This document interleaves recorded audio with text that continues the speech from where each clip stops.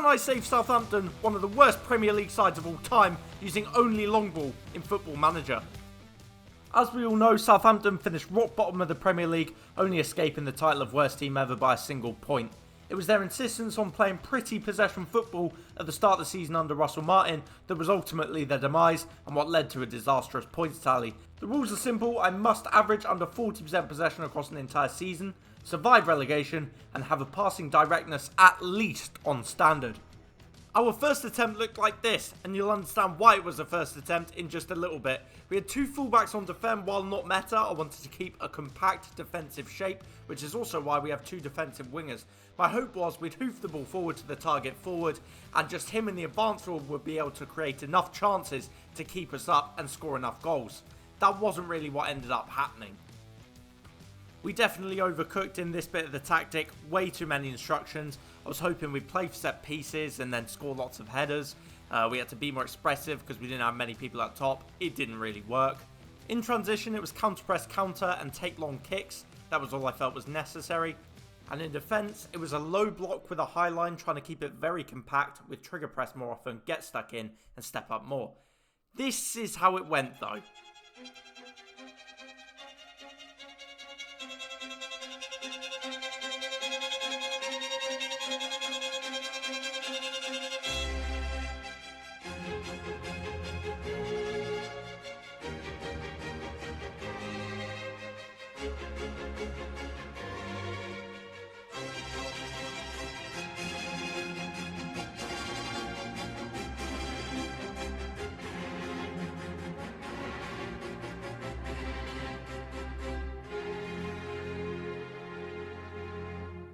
In terms of results, Mick, 1 win in 17. It can't go on like this, can it?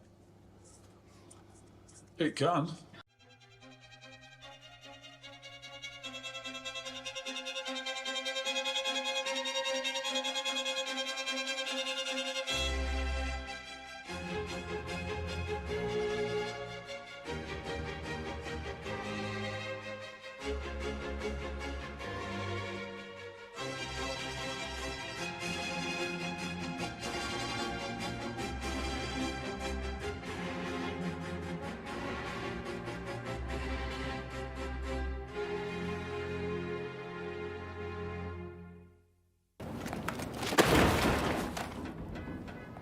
At the start of December, I was rock bottom with only 2 league wins. I knew something had to change. I went to go and change the tactic, but I'd already been sacked, which meant I was going to have to try something new. And this is what I could come up with. I present the world's wokest long ball tactic. Fullback and defend on the right, we've changed the left one to a fullback on attack. We simply didn't have enough attacking options in our first attempt. One DM on defend, the other one says DM support, but we changed it to a segundo volante with get further forward and move into channels. On the left, an inverted winger, and on the right, an inside forward. These also swapped in game. The target forward remains the same, as well as the advance forward. They weren't the problem in our first attempt. Mentality set to attacking. In possession, we've got narrow, pass into space, slightly more direct passing, standard tempo, run at defence, and be more expressive. Only one change in transition, we are actually distributing to the target forward this time. I didn't see any reason to change the out of possession tactics, so they do remain the same for attempt 2. Let's get right into it and hope that attempt 2 is much better this time. Our new tactic looked to be cooking as we took the lead through a Stewart goal just 31 seconds into the new season.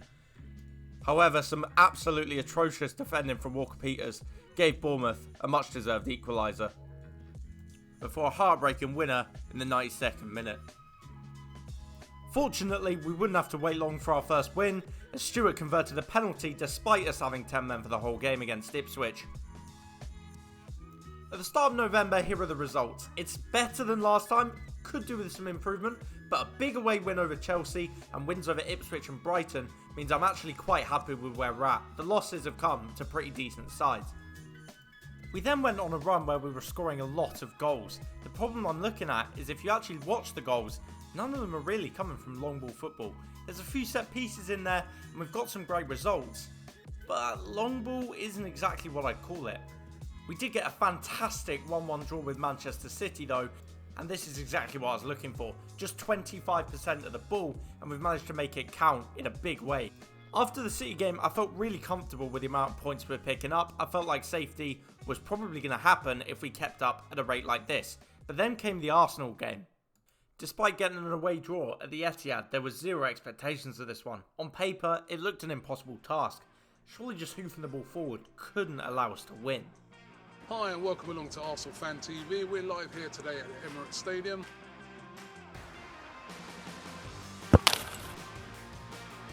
Get up! We're losing! Get up! There's nothing on this decision. What has he done for that decision?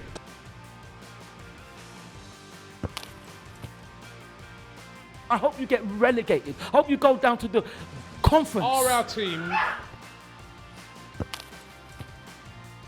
But that's how stupid you are. You're a fool. You are an idiot because you don't get your children to hate. That's how dumb you are. You don't get your children to hate. You fool. That's what the teacher...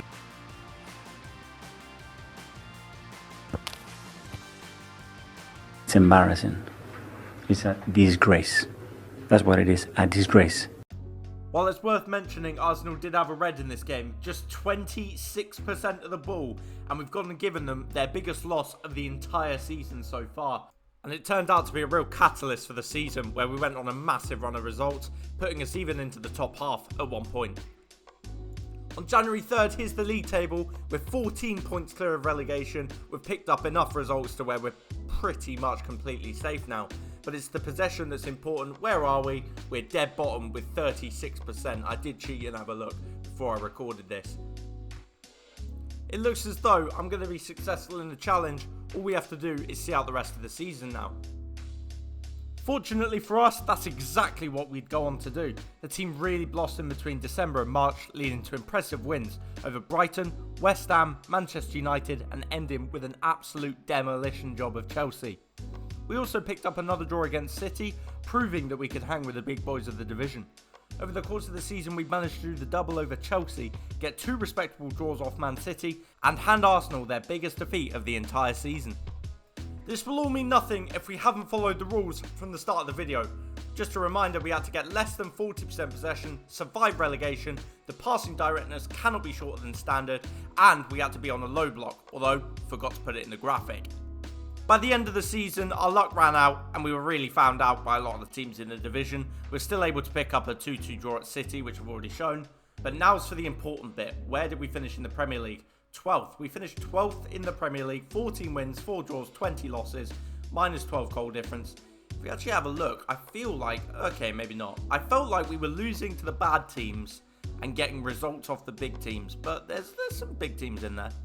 But we stayed up comfortably, 16 points between us and Nottingham Forest. Obviously, they got a points deduction. However, even after that, we were comfortably clear. If we also look at the XG table, we weren't overperforming and we weren't underperforming, really. We're about where we're supposed to be, which shows that it wasn't a fluke. The long ball tactic has really worked in the Prem this season. If we navigate to the stats screen, we're not going to be very high on goals scored, I assume. Yep, we're right down there in 11th. And we're not going to be anywhere impressive in anything other than possession. I want to see under 40. Could we keep it under 40? We were at 36 at the midway point. Let's have a look. 36, still dead bottom. Second least passes completed. Challenge successful. So there it is. I saved Southampton using a long ball, low block tactic I created. We followed all the rules we laid out at the start of the video. This is the final tactic in the end. As mentioned previously, the Segundo Volante on the left replaced one of my DMs. I also switched the inside forward and the inverted winger because it made more sense with the players Southampton have. They have a lot more talent at inside forward on the left than they do on the right, and Sugawara worked really well as an inverted winger on the right. So that just made a lot of sense, really.